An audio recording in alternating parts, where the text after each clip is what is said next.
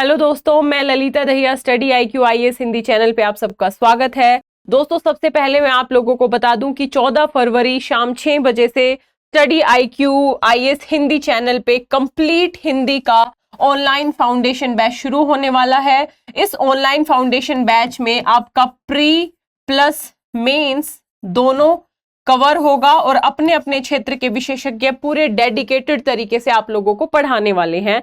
तो फटाफट एनरोल करने के लिए स्टडी IQ की वेबसाइट या स्टडी IQ ऐप पे जाके एनरोल कर लीजिए।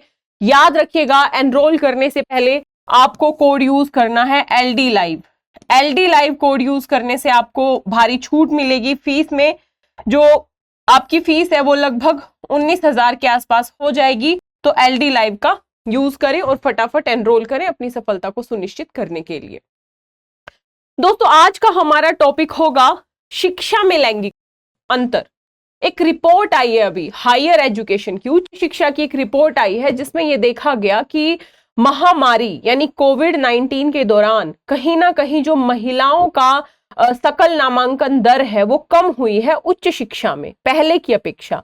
और यदि हम पुरुषों की तुलना में देखें तो काफी सारे क्षेत्र ऐसे हैं जहां पे महिलाओं का जो रेशियो है वो पुरुषों से काफी पीछे है। तो हम इस रिपोर्ट की चर्चा करने के साथ ही ये देखेंगे कि आखिर महिलाओं के लिए शिक्षा की जरूरत क्यों है और क्या क्या चुनौतियां हैं महिलाओं के सामने और उनका समाधान क्यों किया जाना है और उसका समाधान करने के लिए क्या क्या किया जा सकता है और भारत सरकार इसके लिए क्या कर रही है। इन सारे पहलुओं पर आज की कक्षा में हम विस्तार से चर्चा करने वाले हैं।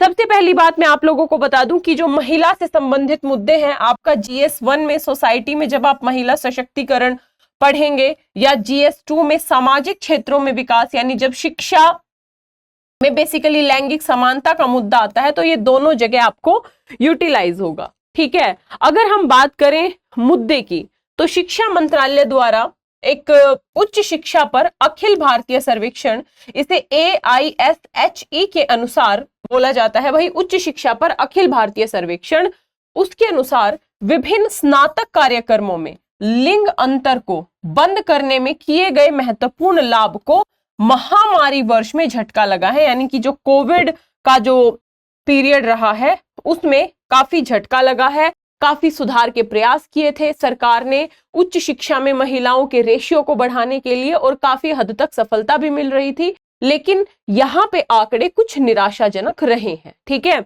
जैसे यदि हम देखें शैक्षणिक वर्ष 2020-21 में विभिन्न स्नातक कार्यक्रमों में जो ग्रेजुएशन के कार्यक्रम होते हैं अलग अलग, उन ग्रेजुएशन के कार्यक्रमों में नामांकित प्रत्येक 100 पुरुषों पर महिलाओं की संख्या में गिरावट आई है। ये एक चिंतनीय विषय रहा है। ठीक है, ध्यान रखिएगा। अब यहां पे हम देखें जैसे 2019 में बीकॉम में लैंगिक अंतर बंद होने के 1 साल बाद जितने पुरुष छात्र थे उतनी ही, मतलब इतना ना आपको अंदर नहीं जाना है कि बीकॉम में कितने हैं या MA में कितने हैं, नर्सिंग में कितने हैं, BEd, अलग अलग डेटा यहाँ पे आप लोगों को मिलेगा। मोटे तौर पे हमें ये याद रखना है मेंस के पॉइंट ऑफ व्यू से कि भाई जो उच्च शिक्षा पे अखिल भारतीय रिपोर्ट थी उसमें महिलाओं का जो रेशियो है वो पुरुषों की तुलना में कम देखने को मिला और उसमें गिरावट देखने को मिली, जो एक चिंता का विषय है। ये पॉइंट आप लोगों के लिए महत्वपूर्ण है। पढ़ने का ये नजरिया आप लोगों को भी विकसित करना पड़ेगा। हम कई बार ना अपनी एनर्जी वहां पे खर्च करते रहते हैं जिसकी कोई जरूरत नहीं है। जैसे यहाँ पे मैंने बहुत सारे स्लाइड आपको दी है, यहाँ पे आप कितना याद करोगे। जैसे मान लो स्नातकोत्तर स्तर पर एकमात्र कार्यक्रम है जिसमें 100 पुरुषों पर महिलाओं की संख्या में वृद्धि देखी गई है, एकमात्र ऐसा कार्यक्रम है MCOM। क्या जरूरत है इसकी? बस इतना याद रखना है कि भाई यदि हम देखें गिरावट दर्ज की गई है महिलाओं की संख्या में। जैसे 2019-20 में यदि किसी कोर्स में 127 महिला थी BA में, तो 2020-21 में 108 है, यहाँ 73 थी, यहाँ 59 है। इस तरीके से ये रेशियो हमें गिरा हुआ दिखाई दिया। भाई काफी इस पे प्रभाव पड़ा है, गिरावट देखने को मिली है। यहाँ पे फिर अलग अलग कार्यक्रमों के हैं, जैसे 2019 में बीकॉम कार्यक्रम की क्या सिचुएशन थी, चिकित्सा कार्यक्रम की क्या सिचुएशन थी, तो चिकित्सा में भी गिरावट देखने को मिली। अन्य स्नातक कार्यक्रम जैसे फार्मेसी वगैरह होते हैं उनमें भी गिरावट देखने को मिली। नर्सिंग और शिक्षा जैसे स्नातक कार्यक्रम जिनमें परंपरागत तौर पे महिलाओं की भागीदारी अधिक रहती है। नर्सिंग में या जो बीएड वगैरह के प्रोग्राम होते हैं ना, पुरुषों की तुलना में ज्यादा भागीदारी रहती है इस तरीके के प्रोग्राम्स में महिलाओं की। ये माना जाता है ना महिलाओं के लिए ज्यादा सुविधाजनक है, जैसा कि सोसाइटी ने एक माइंडसेट बना रखा है, तो उसका प्रभाव दिखता भी है इसमें। इनमें भी कहीं ना कहीं हमें गिरावट देखने को मिली है। तो इसी तरीके से इस रिपोर्ट में अलग अलग क्षेत्रों की बात की गई है। हमें पूरा डेटा बिल्कुल याद नहीं रखना है, रटने की कोशिश भी मत करना, क्योंकि रटोगे फिर भूल जाओगे, कोई फायदा नहीं है रटने का। कंसेप्ट बस दिमाग में बिठाना है कि इस तरीके की कोई रिपोर्ट होती है जी उच्च शिक्षा के ऊपर, उसका ये रिजल्ट है कि महामारी यानी कहीं ना कहीं कोविड-19 के दौरान गिरावट देखने को मिली है कंप्यूटर साइंस में, है ना, बिजनेस एडमिनिस्ट्रेशन में, और इस तरीके से हमने ये सारी चीजें देखी। कुल मिलाकर कंक्लूजन क्या निकला, ये पूरा कुछ काम का नहीं है आपका, ये पूरा अलग अलग माध्यमों की डिटेल दी गई है इसमें, है ना। तो ध्यान रखना, मोटे तौर पे आप मुद्दा समझ गए। अब हमारे लिए ये समझना ज्यादा जरूरी है कि आखिर महिलाओं के लिए ना शिक्षा का क्या महत्व है, या हम ये कहें कि लिंग संतुलित शिक्षा का क्या महत्व है, कि भाई पुरुष भी पढ़े महिला भी पढ़े, तभी जाके समाज का, राष्ट्र का विकास हो पाएगा। कि आखिर ये लिंग संतुलित शिक्षा है, इसका क्या इंपॉर्टेंस है, इससे क्या होगा। तो सबसे पहली बात तो ये होगी कि यदि हम लैंगिक समान शिक्षा प्रणाली लेके आए, पुरुष और महिलाओं के लिए समान शिक्षा के अवसर जनरेट करें, उनका कार्यान्वयन बेहतर तरीके से करें, तो स्कूल से संबंधित लिंग आधारित हिंसा और बाल विवाह और जो महिलाओं से संबंधित हानिकारक प्रथाएं होती हैं उसमें कमी लाने में योगदान दी जा सकती है। मोटे तौर पे हम ये कह सकते हैं कि यदि हम महिलाओं को भी शिक्षित करें, या जो पुरुष या शिक्षा प्रणाली में हम लैंगिक समानता के मूल्यों को शामिल करें और उसकी शुरुआत परिवार से ही करें, तो कहीं ना कहीं महिलाओं के संबंध में जो अपराध होते हैं, चाहे वो लैंगिक हिंसा है ना, चाहे हम कह सकते हैं बाल विवाह जैसी समस्याएं हैं, उनका समाधान हो सकता है। बात समझ में आई क्यों जरूरी है महिलाओं के लिए या लिंग संतुलित शिक्षा। दूसरा हम ये कह सकते हैं कि यदि हम महिलाओं को शिक्षित करते हैं तो संभावना इस बात की बढ़ जाती है कि महिलाएं अपने परिवार के साथ साथ अपनी भलाई का भी ध्यान रख सकेंगी, महिलाएं करियर ओरिएंटेड हो पाएंगी, महिलाएं अपने घर के साथ साथ अपने करियर पे भी फोकस कर पाएंगी, वो भी समाज की मुख्य धारा में, राष्ट्र की मुख्य धारा में शामिल हो पाएंगी। याद रखिएगा, बहुत सारे डेटास, बहुत सारी रिपोर्ट्स ये कहती हैं कि यदि महिलाओं को भी पुरुषों के समकक्ष ही अवसर मिले तो हमारी जीडीपी में भी काफी हद तक वृद्धि देखने को मिल सकती है, क्योंकि एक बहुत बड़ा वर्कफोर्स है जिसका हम बहुत ज्यादा सकारात्मक दोहन नहीं कर पा रहे हैं। ये महिलाएं घर बैठी हैं आराम से, क्यों? क्योंकि उनको उस तरीके की शिक्षा से वंचित रखा गया है, और यदि शिक्षा प्राप्त भी है तो उनको रोजगार से वंचित रखा गया है कि कहीं ना कहीं कि आप घर संभालो हम बाहर संभालेंगे। तो इस तरीके की माइंडसेट को तोड़ने की जरूरत है, और ये कब टूटेगा? जब महिलाओं को गुणात्मक शिक्षा मिलेगी, है ना, तो वो क्या कर पाएंगी, परिवार का भी भला कर पाएंगी, अपना भी भला कर पाएंगी, समाज का भी भला कर पाएंगी, राष्ट्र का भी भला कर पाएंगी, है ना, ध्यान रखना है। अगला इंपॉर्टेंट है कि ग्रामीण क्षेत्रों में शिक्षित महिलाओं के निर्णय लेने में भाग लेने की संभावना अधिक होती है। मान लीजिए कि यदि ग्रामीण क्षेत्रों की महिलाएं पढ़ेंगी, निर्णय लेने में भागीदार बन सकेंगी।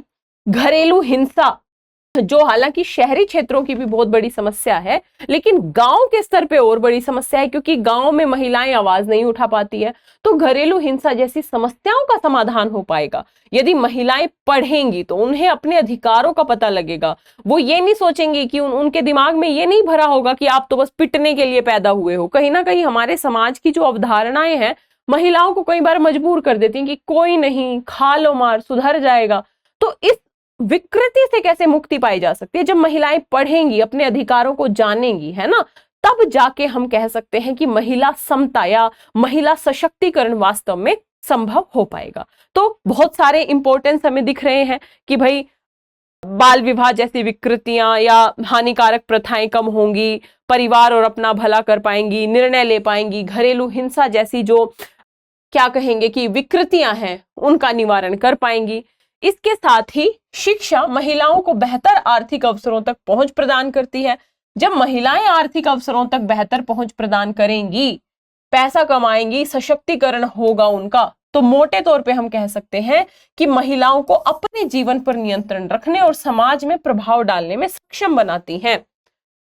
महिलाएं अपने जीवन के निर्णय क्यों ज्यादातर नहीं ले पाती हैं चाह के भी? क्योंकि वो सशक्त नहीं होती हैं, फाइनेंशियल वित्तीय तौर पे दूसरे पे निर्भर होती हैं। जब महिलाएं स्वयं अपने आप पे निर्भर होंगी ना, तो अपने जीवन के निर्णय वो खुद ले पाएंगी, किसी की गुलाम बन के नहीं रहेंगी। तो पूरा का पूरा परिदृश्य शिक्षा के इर्द गिर्द ही घूमता है। यदि आप महिलाओं को शिक्षा दोगे, गुणात्मक शिक्षा दोगे, उनको आगे आने के लिए प्रोत्साहित करोगे, परिवार प्रोत्साहित करे, समाज प्रोत्साहित करे, सरकार प्रोत्साहित करे, तो कहीं ना कहीं जो जितनी भी हमें समाज की विकृतियां दिखती हैं उनमें काफी हद तक सुधार लाया जा सकता है और महिलाओं को आत्मनिर्भर बनाया जा सकता है। और वास्तव में किसी भी महिला का सशक्तिकरण इसी तरीके से संभव हो पाएगा। अब आगे देखें, अब बहुत इंपॉर्टेंट फैक्टर है कि यदि एक लड़की पढ़ी लिखी होती है, एक मां पढ़ी लिखी होती है, तो शिशु मृत्यु दर की संभावना भी 5 से 10% कम हो जाती है। शिशु मृत्यु दर में भी कमी आती है। तो ये सारे आपस में जुड़े हुए मुद्दे हैं, तो इसलिए एक महिला का शिक्षित होना सबसे ज्यादा जरूरी है। ठीक है, ये हमने देखा कि भाई क्या इंपॉर्टेंस है लिंग संतुलित शिक्षा का, क्या महत्व है। फिर आगे हमें देखना है कि आखिर क्या चुनौतियां हैं महिला शिक्षा के समक्ष, जो सबसे बड़ी बाधाएं हैं वो क्या हैं। तो भाई एक तो गरीबी, महिलाओं और लड़कियों को अभी भी घंटों तक काम करने, घर के काम करने, रिश्तेदारों की देखभाल करने के लिए मजबूर किया जाता है ना। और आपने देखा होगा ना, परिवारों में भी कोई बीमार हो गया, चलो जाओ भाई आप जाके वहां पे 2 महीने स्कूल की शिक्षा छोड़ के आप वहां जाके उनकी खातिरदारी करके आओ। किसी लड़के को तो नहीं बोला जाता। ये मानदंडों को तोड़ना पड़ेगा हमको भाई। आप लड़का लड़की में जब तक इस तरीके से भेदभाव करते रहोगे, घरेलू काम लड़की करे, है ना, पढ़े लड़का, तब तक समानता कहां से आ पाएगी समाज में। तो सबसे बड़ी चुनौती है ना इस माइंडसेट को तोड़ना। ठीक है, अगला चुनौती क्या है? सामाजिक मानदंडों और किशोरावस्था जैसे जैविक कारकों के सहबद्ध लिंग रूढ़िवादिता के कारण, स्कूली शिक्षा के लिए अधिक बाधाओं के कारण लैंगिक अंतर शिक्षा के प्रगतिशील स्तरों के साथ बढ़ता है। यानी जैसे जैसे लड़कियां बड़ी होती हैं, उनके बहुत सारे जैविक कारक होते हैं, माँ बाप या समाज की एक रूढ़िवादी सोच होती है, उस सोच के जंजाल में महिलाओं की पूरी शिक्षा घूमती रहती है, फंस जाती है, महिलाएं पढ़ नहीं पाती, है ना। तो इस तरीके के रूढ़िवादी सोच को तोड़ना बहुत ज्यादा जरूरी है। इसके साथ ही लड़कियों की शिक्षा को महत्व देने की कोई परंपरा नहीं रही है, कोई संस्कृति तो रही है। यदि आप वैदिक काल में देखोगे, महिलाओं की शिक्षा पे खासा ध्यान दिया जाता था, लेकिन आप एक लंबी क्रमबद्ध प्रक्रिया को देखें तो महिला की शिक्षा पे फिर धीरे धीरे फोकस होना बंद हो गया, है ना।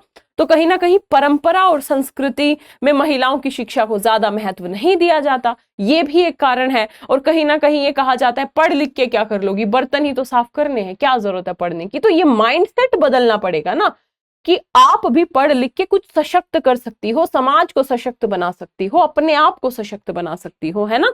तो ध्यान रखिएगा, अगली चुनौती यही है। और उससे अगली चुनौती की बात करें, महिलाओं के लिए उपयुक्त करियर के बारे में सांस्कृतिक धारणाओं ने पारंपरिक रूप से उनकी गतिशीलता को पीछे रखा है। कि करियर को लेके कि भाई ये माना जाता है, आपने देखा होगा कि हमारे घर की बहू जो है कहीं काम नहीं करेगी, पुरुष मर गए हैं क्या। ये माइंडसेट तोड़ने की जरूरत है भाई। पुरुष भी कमाए, महिला भी कमाए, दोनों काम करें, है ना।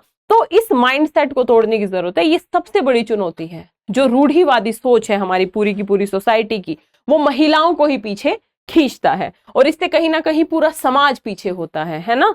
स्कूलों की ओर जाने वाली असुरक्षित सड़कें हैं। मान लो यदि कोई माँ बाप भेजते भी हैं तो असुरक्षित सड़कें हैं, स्कूलों से घर की दूरी है, दूर स्कूल है, साथ ही स्कूलों में जो बेसिक सुविधाएं हैं जैसे शौचालय जैसी स्वच्छता सुविधाओं का अभाव है।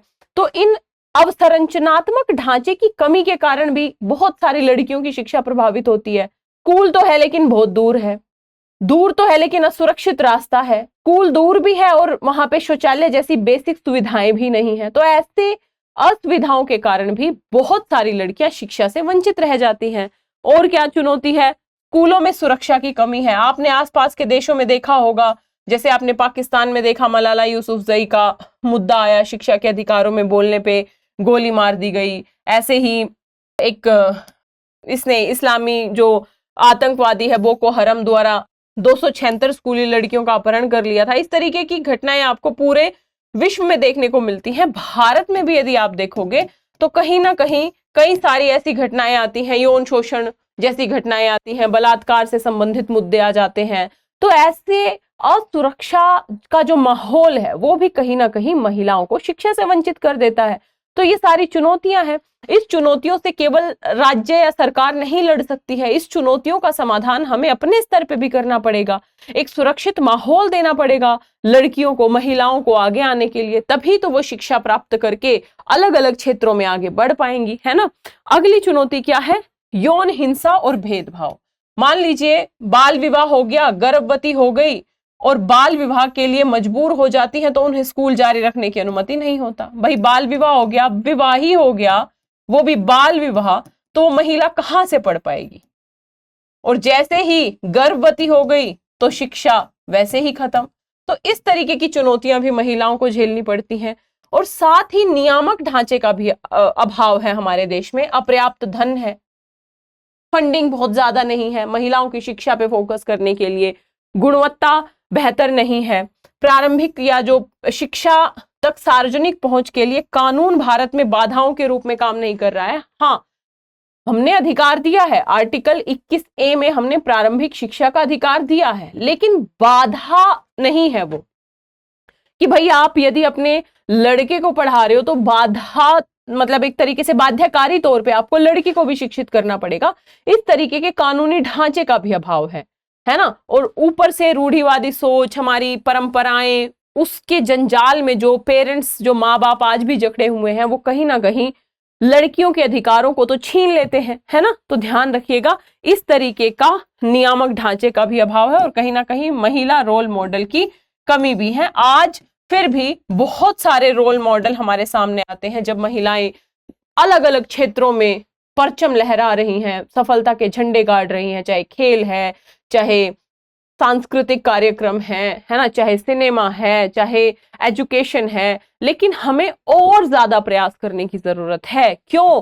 क्योंकि 50% जनसंख्या यदि घरों में बैठी रही तो फिर जीडीपी भी नहीं बढ़ पाएगी, खुद उस 50% जनसंख्या का भी भला नहीं हो पाएगा।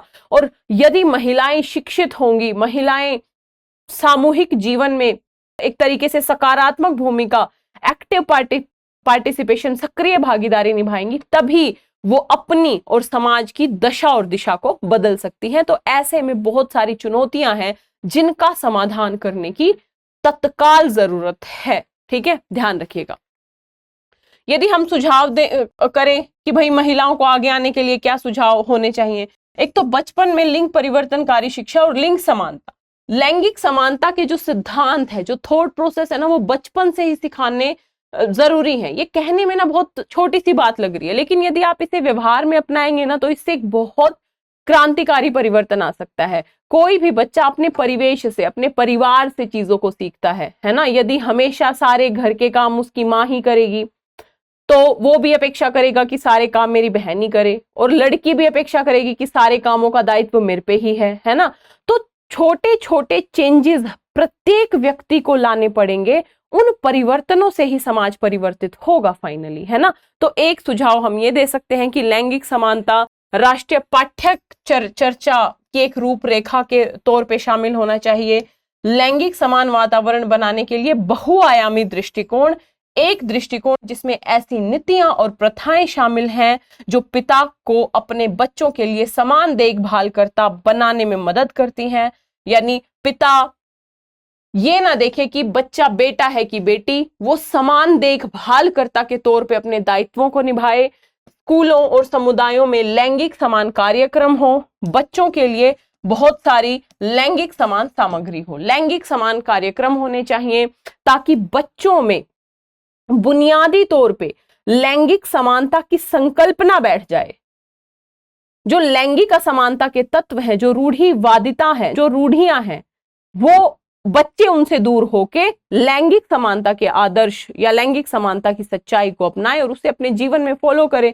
उसके लिए प्रयास बड़े स्तर पे करने की जरूरत है। हमें अपने पाठ्यक्रमों को बदलने की जरूरत है ना, हमें अपनी स्टोरीज को बदलने की जरूरत है जो महिलाओं को केवल घर के काम तक दिखाती हैं, है ना। तो हमें हर उस स्तर पे सुधार करने की जरूरत है जहां से बच्चों का जो मानसिक विकास सकारात्मक दिशा की तरफ होए।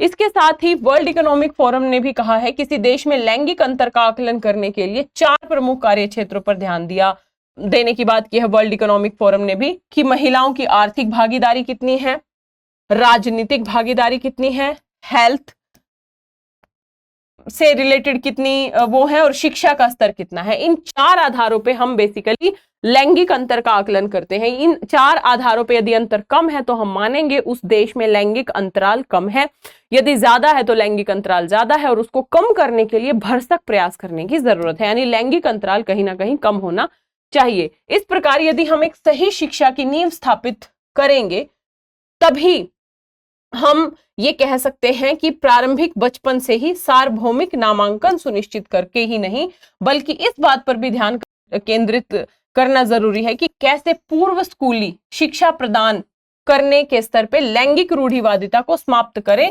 और लैंगिक अंतर को मिटाएं। लैंगिक रूढ़िवादिता को समाप्त करना बहुत जरूरी है। कुछ ही कामों तक महिलाओं को सीमित रखने की जो परिकल्पना है उसको तोड़ना बहुत जरूरी है।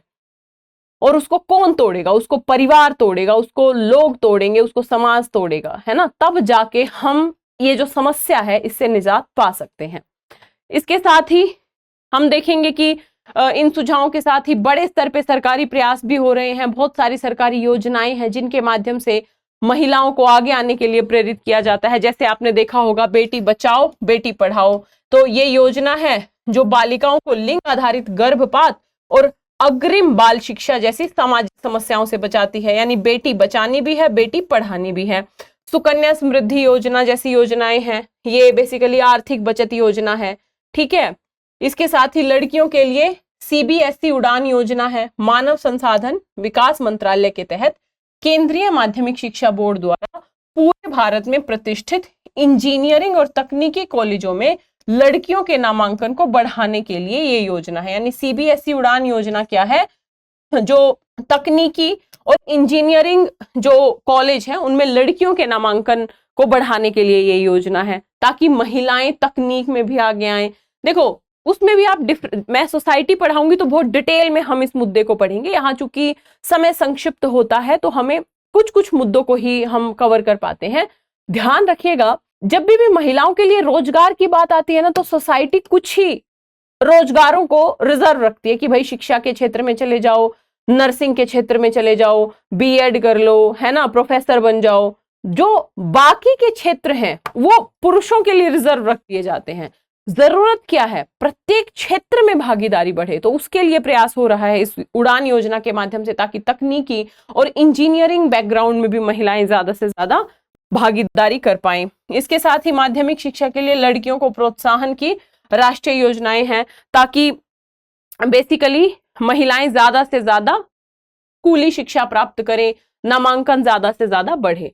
मोटे तौर पे हम कह सकते हैं कि भारत की जनसंख्या का 13% 0 से 6 वर्ष के बीच है। 13% ऐसा है जनसंख्या का जो 0 से 6 वर्ष के बीच है। यदि इन बच्चों को लिंग समान वातावरण के संपर्क में लाया जाता है तो संभावित रूप से महत्वपूर्ण परिवर्तन लाया जा सकता है।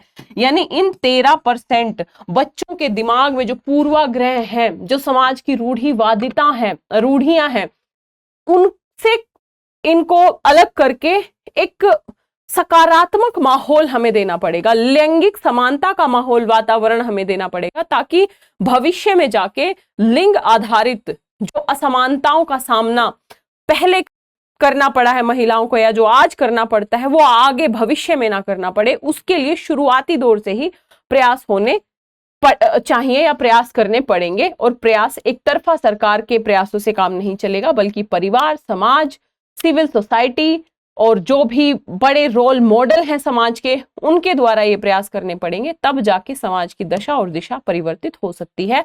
तो महिलाओं के संबंध में रिपोर्ट ने क्या कहा, महिलाओं की शिक्षा क्यों जरूरी है, क्या क्या चुनौतियां हैं और क्या क्या सुझाव हैं, भारत सरकार की कौन कौन सी योजनाएं हैं।